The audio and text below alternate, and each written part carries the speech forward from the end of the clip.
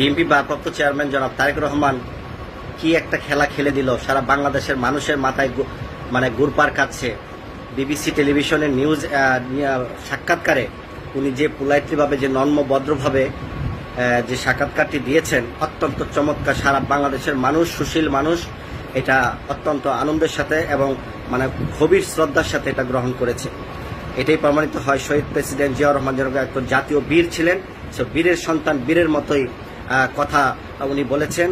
এবং বেগম খালেদা জিয়ার উত্তরসূরি একমাত্র বড় সন্তান জনাব তারেক রহমান সাহেব খালেদা জিয়ার মানে রাজনীতিতে যে ভদ্রতা এবং যে পরিশ্রম দেশের জন্য, মানুষের জন্য, দলের জন্য কাজ করে গেছেন, তারই প্রতিচ্ছবি আমাদের বিএনপি ভারপ্রাপ্ত চেয়ারম্যান জনাব তারেক রহমান সাহেব। এবং উনি কত সুন্দর করে একটি উত্তর দিয়েছেন। প্রিয় দেশবাসী, এই কথাগুলো কি আপনারা খেয়াল করেছেন? উনি বিবিসির সাংবাদিক বলেছেন যে আগামীতে ক্ষমতা বা বিএনপি ক্ষমতা আসলে বা আপনি কি হবেন, এটার উত্তরে উনি একটা পরিপ্রেক্ষিতে কথা বলেছেন। ক্ষমতা তো এটা অনেক দূরের কথা, ক্ষমতা জনগণ চাইলে সবকিছুই সম্ভব। জনগণ হচ্ছে বিচারক, জনগণ বিচার করবে কারা ক্ষমতায় আসবে, কে ক্ষমতায় আসবে, কে প্রধানমন্ত্রী হবে। আর আওয়ামী লীগের সময় শেখ হাসিনা কি বলেছিল? জনগণ কোনো বিচারক নয়, জনগণ কোনো ক্ষমতার উৎস নয়। তাদের 10টা হুন্ডা, 20টা গুন্ডা আর প্রশাসন হলে তাদের ক্ষমতা, তাদের চিরস্থায়ী। এর মধ্যে ডিফারেন্সটা দেখেন, বিএনপির রাজনীতি আর আওয়ামী লীগের রাজনীতি কতটুকু পার্থক্য ছিল।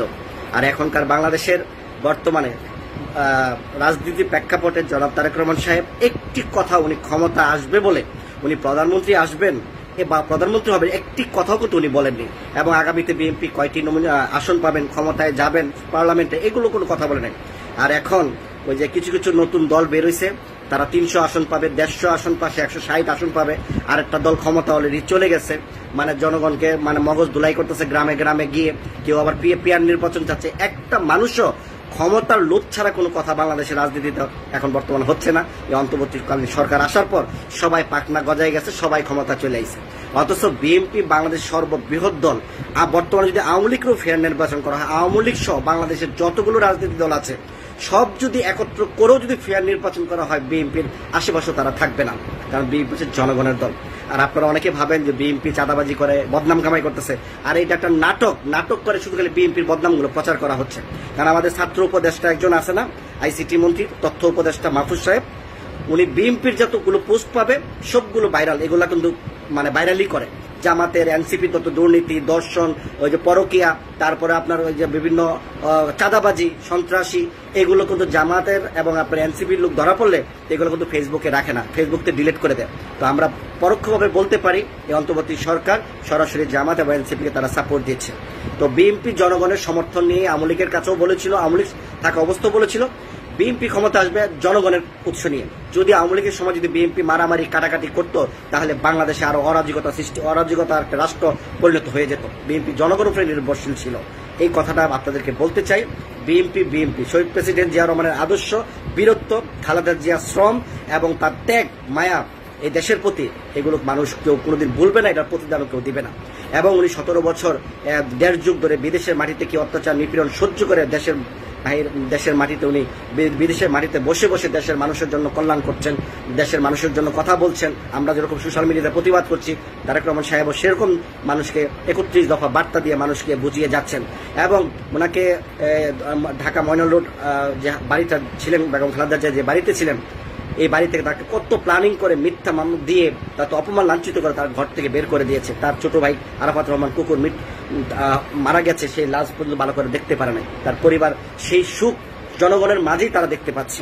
খালেদা জিয়াকে বলা হয়েছিল তুমি বিদেশে চলে যাও, বাংলাদেশে রাজনীতি করতে পারবা না। খালেদা জিয়া বলেছিল যে আমার বাংলাদেশ ছাড়া আমার আর কোনো ঠিকানা নাই, মরলে আমি বাংলাদেশেই মরবো, এই বাংলাদেশের মানুষের জন্যই মরবো। এরকম নেত্রী আমরা বাংলাদেশে কয়টা পাবো? শেখ হাসিনা কি বলছিল যে বেশি বাড়াবাড়ি করলে আমি দেশ থেকে চলে যাব, বা খালেদা জিয়া কিন্তু এই কথা বলে নাই। আমি অনুরোধ করবো দেশের মানুষকে, আপনারা বিভিন্ন রাজনৈতিক দলের মানে গেরা কলে আপনারা কেউ ফাঁসবেন না।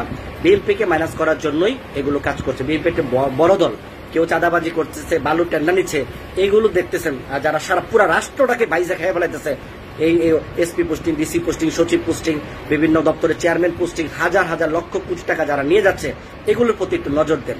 ওই বালুর টাকা, ওই চাঁদাবাজির, ওই যে আপনার সিএনজি 2 টাকা 5 টাকা 10 টাকা, এগুলো পুরসভার ট্যাক্স, এগুলো কিন্তু রিসিটের মাধ্যমে হয়। কেউ কিন্তু চাঁদাবাজি, ডাকাতি, ছুরি দিয়ে, পিস্তল দিয়ে কিন্তু কেউ ডাকাতি করছেন। এই বিষয়গুলো আপনাদের ব্রেনে আসতে হবে যে বিএনপির বদনাম করতে পারলেই দুইটা দলের জন্য অত্যন্ত ভালো হবে।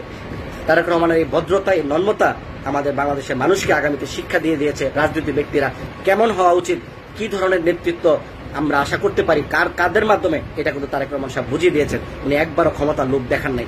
আর আমাদের ছাত্র উপদেষ্টা যে একজন উপদেষ্টা আছেন আপনার জনইয়া যে সজীব আহমেদ ভুইয়া আর কি, আসিফ আহমেদ সজীব ভুইয়া, উনি ওনার এলাকায় 2400 কোটি টাকার কাজ উনি নিয়ে গেছেন। হাসনাত আব্দুল্লাহ তো কোনো রাজনৈতিক দলের নেতা না, বা কোনো নিবন্ধনের নেতা না, এবং কোনো সরকারের কোনো এমপি মন্ত্রী না, সেও 400 কোটি টাকার কাজ তার নিয়ে যা। হান্নান মাসুদ, সে কি এমন নেতা হয়ে গেছে, তারও কোটি কোটি টাকার তাকে মানে বিনিয়োগ দিতে হয় তার এলাকায় কাজ করার জন্য। এমপি মন্ত্রীরা যা করতেছে সেই ভূমিকা তারা পালন করতেছে। এটা কি জনগণ বুঝতেছে না যে অন্তর্বর্তী সরকার কাদেরকে লিড দিচ্ছে, কাদেরকে মাইনাস করার কাজ করতেছে? একটা কথা আমরা স্পষ্ট বলে দিতে চাই, বাংলাদেশে বিএনপি ছিল দেশের দুর্ভোগ মানে দুর্ভিক্ষর মুহূর্তে বিএনপি এই জনগণের পাশে ছিল। আপনারা ইতিহাস দেখবেন, শেখ মুজিবুর পরাজয়ের পরে জিয়া রহমান যেভাবে এসেছিলেন, এরশাদের পরাজয়ের পরে খালেদা জিয়া কিভাবে এই দেশ শাসন করেন, জনগণের পাশে দাঁড়িয়েছিলেন। আওয়ামী লীগ এইবার গেছে, দেখবেন যে বিএনপি ক্ষমতা এসে এই দেশকে আবার রক্ষা করবে। এই পর্যন্ত যারা দুর্নীতি করেছে, চাঁদাবাজি করেছে, মানুষের অন্তরে লোভ লালসা থাকতেই পারে, যারা চাঁদাবাজি করেছে, লোভ লালসা করেছে, বিএনপি এই পর্যন্ত 26 থেকে 27 হাজার লোককে, নেতাকর্মীকে, তুখুর নেতাকর্মীকে বহিষ্কার করেছে, তাদের কাছে কোনো স্থান পায় নাই। এটার জন্য অন্তত জনগণ বিএনপিকে ধন্যবাদ দেয়। প্রিয় দেশবাসী, আমরা আগামীতে সন্ত্রাস মুক্ত, চাঁদাবাজ মুক্ত, এই যে এখন যেভাবে রাজনীতি চলতেছে, মানে যে যেমনি পারতেছে টাকা আত্মসাৎ করতেছে, কন্ট্রাক্ট নিতেছে, টেন্ডারবাজি করতেছে, এগুলো থেকে আমাদের ফিরে আসতে হবে। এই দেশকে বাঁচাতে হবে। এই দেশের অর্থ লুটপাট মানে জনগণের টাকা লুটপাট। এই বিষয়গুলো আমাদের মাথায় রেখে জনাব তারেক রহমান সাহেবকে আমরা ধন্যবাদ জানাচ্ছি। সবাই দানের শীষের মার্কায় আপনারা আগামীতে সমর্থন দিবেন, এই প্রত্যাশা নিয়ে আজকের আমার এই ছোট্ট ভিডিওটি সমাপ্ত করলাম। তো খালেদা জিয়ার বাড়ি থেকে যেভাবে ওনাকে উচ্ছেদ করা হয়েছিল, তারেক রহমানের বিবিসি সাংবাদিকদের যে ভিডিও বার্তা উনি দিয়েছেন, কতটুকু আবেগ, কতটুকু কষ্ট, কতটুকু মানে মনের মধ্যে তার ক্ষোভ, এগুলো আপনারা দেখেছেন। এতটুকু নর্মভদ্র বাংলাদেশে আজ পর্যন্ত জিয়া পরিবার ছাড়া এই ধরনের কথাবার্তা বলার ভিতর অন্তর থেকে কারো কথা আসে নাই। সবাই খালি কৃপতা, অ্যাকশন, ক্ষমতায় যাব, 10টা গুন্ডা, 20টা গুন্ডা, নির্বাচন ঠান্ডা, খালেদা জিয়াকে যমুনা পদ্মা সেতু থেকে ফেলে দেবো, ডক্টর ইউনূসকে চুবাবো, আগুন দিয়ে হাত কেটে দেবো, আগুন দিয়ে পুড়িয়ে মারবো, একজন মারা গেলে 10টা খুন করা হবে।